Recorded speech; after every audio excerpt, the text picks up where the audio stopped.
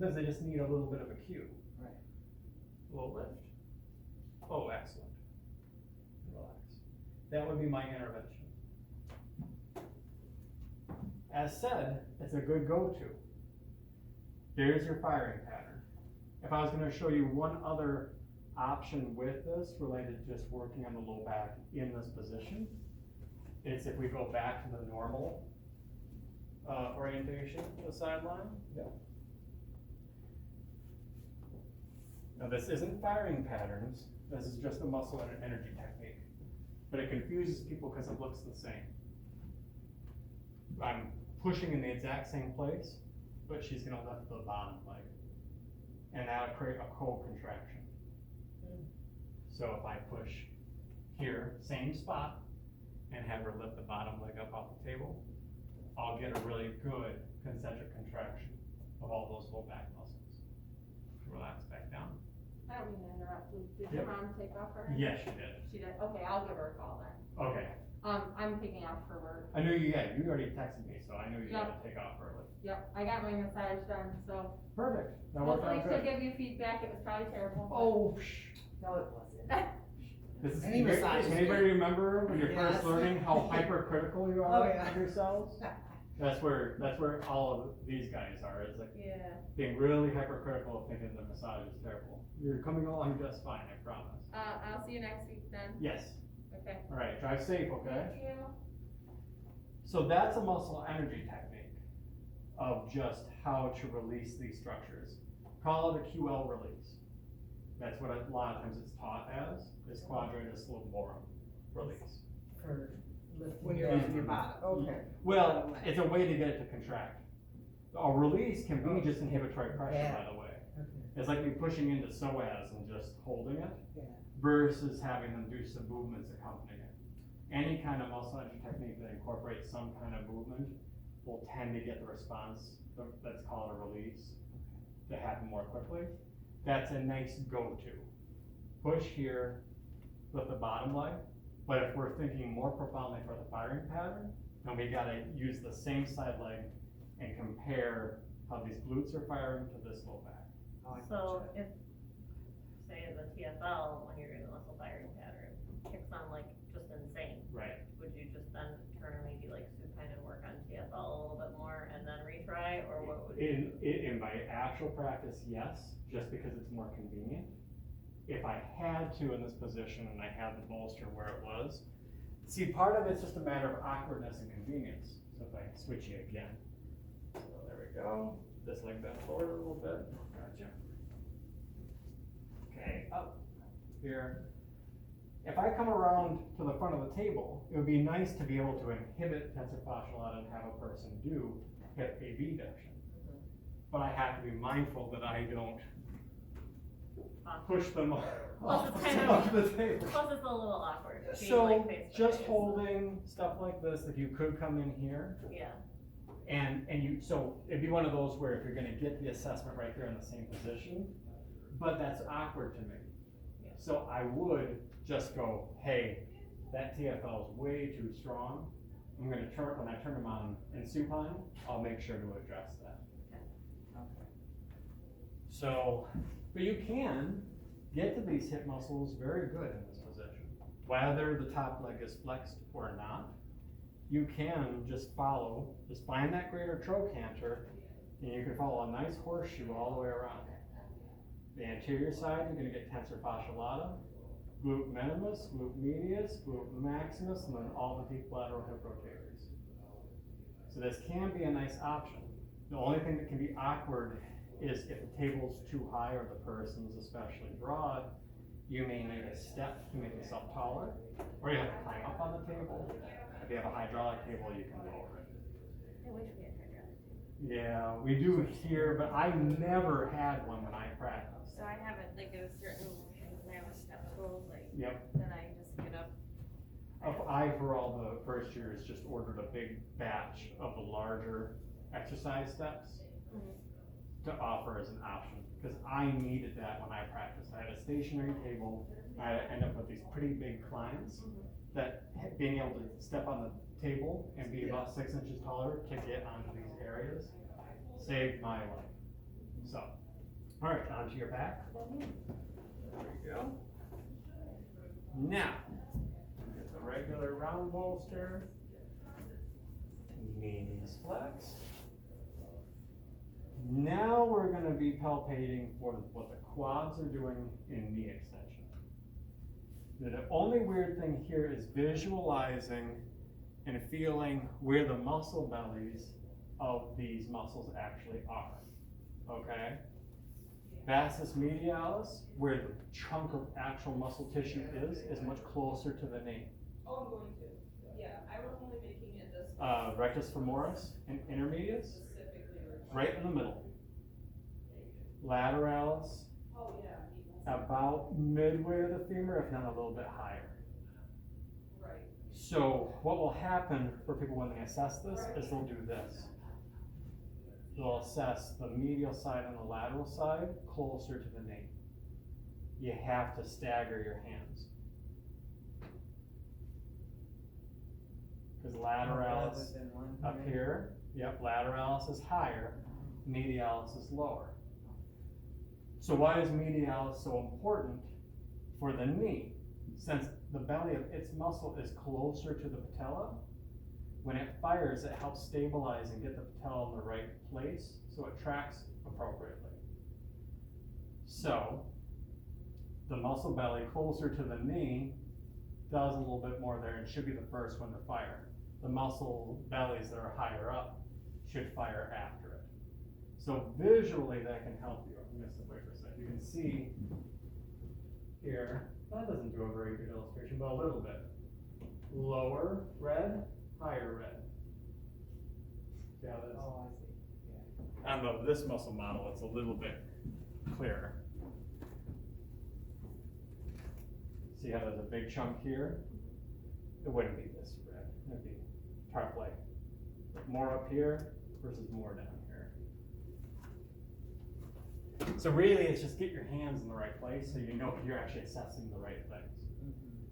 So now, the only other thing with this is this action, you won't feel it as well if a person just does this, where they clear their heel and flatten their knee, as opposed to pushing the back of the knee down into the bolster while keeping their heel in contact with the table. What this mimics is more of the action of when we stand up. So you see how my ankle is stationary, my hip is stationary, but my knee just goes back into extension, versus when I walk and I kick forward, our body actually tends to use a little bit of momentum even at the hip to accomplish that. So the quads are a bit more isolated when we're in this closed chin. If I want to mimic that motion, I have to have them push their knee down into the bolster while keeping their heel on the table, as opposed to kicking like that. So, after I've explained that to them, okay, I'm gonna have you flatten your knee. You feel like you're pushing the back of your knee down to the table, into the bolster. Perfect. Now I figured out that they know what motion to do. Then I can come here, feel, and feel. Go ahead and flatten. Good, relax. And again. That's actually really good. Now, see, you explain it to people, sometimes they'll already know what you're looking for. And again, this one. Harder on that one. Again. I'm trying to remember if that parallels with what we saw in It hip did. hyperextension. It did. Yep. Again, flatten.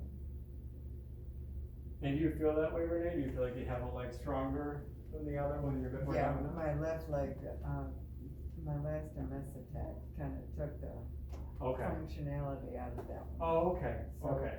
It's actually impressive that it's acting behavior. Right, It's you're right. doing the right thing. No, that makes sense. Okay.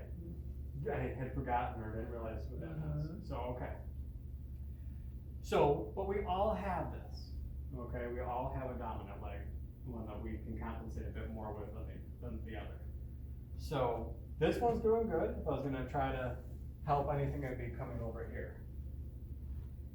Now, you can, depending on how much time you have and how thorough you're trying to be, you can work on all the quads while having to perform that if I was really looking for a shortcut, it's I work on all the quads, put pressure on all the quads, except for medialis, while having them go into that knee extension pattern. So I would start, because I want lateralis to be last, lateralis last. So I should do 1, 2, 3. Feeling underneath rectus femoris, I feel like is difficult at first. Easiest if you just compare these two, but don't forget that this is a really important part of it. Should be 1, 2, 3.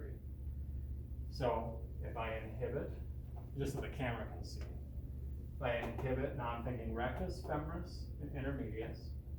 Okay, flatten. Okay, medialis doing good, relax.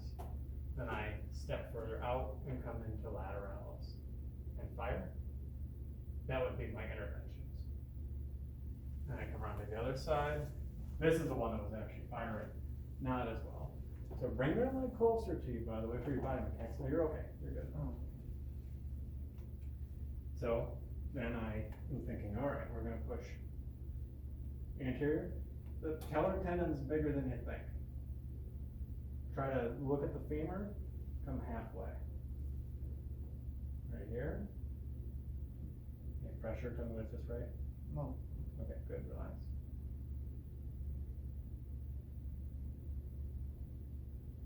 Good, good. And again, fire.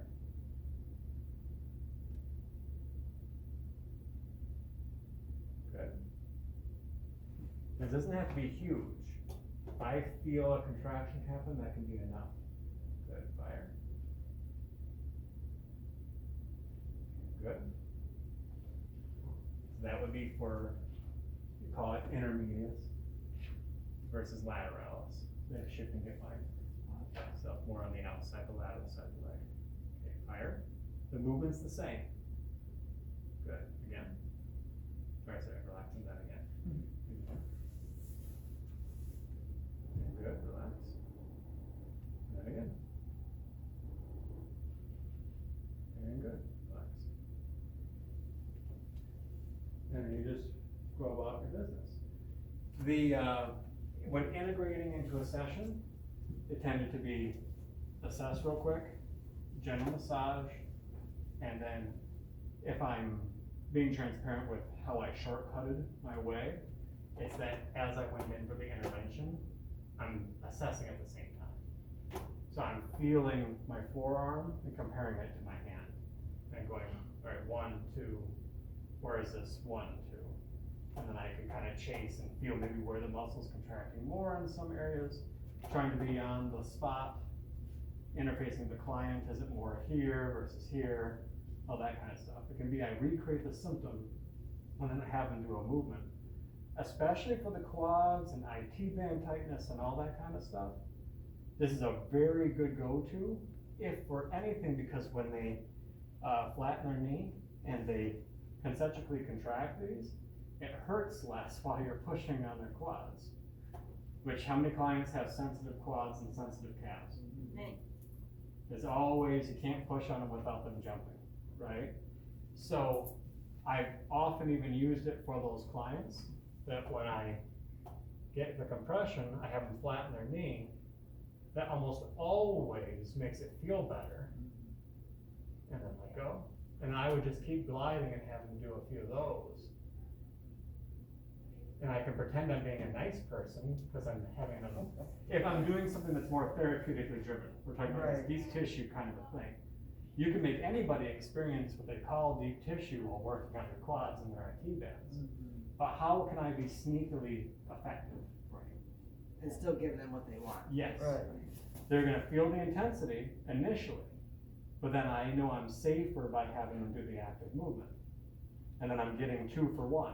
I'm releasing this because it's just a good muscle energy technique while reinforcing, making medialis stronger, which should be help them fire their knee more efficiently. So medialis should fire first Yep. before Medialis should be first. okay. When it comes down to it, all these patterns, it should be glutes first for the hip, medialis, and hamstrings first for the knee. But for the quads, medialis first, everything after. Low back, glutes, hamstrings, should be glutes, Hamstring. then hamstrings and low back. For knee flexion, should be hamstrings, then gastroc. But like anything, it just turns out if you can remember what should be first, then you can just inhibit the other stuff. So glutes first, vastus medialis first, hamstrings first. Very good. You stay there, I'm gonna turn the video off, and then we're just gonna practice.